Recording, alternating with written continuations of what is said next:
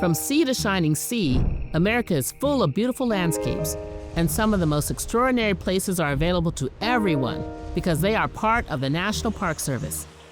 But take a moment and imagine, what would our country be like if there were no national parks? And what makes national parks so special? It all started with the Yellowstone National Park Act, signed March 1, 1872. President Ulysses S. Grant designated over 2 million acres as a national park in what would become Wyoming and Montana.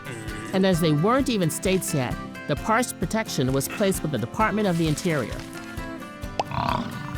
Yellowstone is a geological wonder and home to a variety of unique ecosystems.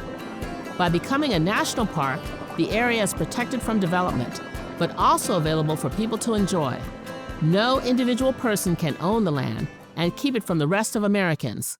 By the turn of the 20th century, westward expansion threatened not only natural resources, but also areas of historical significance.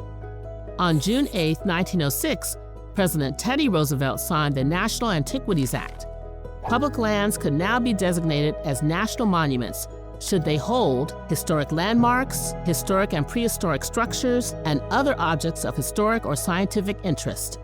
However, these lands were not only being rescued from development, they were being taken from native tribes. Mesa Verde National Park was established to preserve ancient Pueblo structures dating back to the 1200s. The Pueblo people no longer lived in the area at the time the park was established, but the Ute tribe, who had been living there for generations, were forced to relinquish land so it could be incorporated into the park. Nevertheless, the U.S. government continued to secure public lands under the Department of the Interior, but there was no specific agency dedicated to its management. Through the Organic Act of 1916, signed by President Woodrow Wilson, the National Park Service was created, providing infrastructure and management to keep the parks protected and accessible. Today, the National Park Service includes 433 parks and monuments, more than 85 million acres in all 50 states.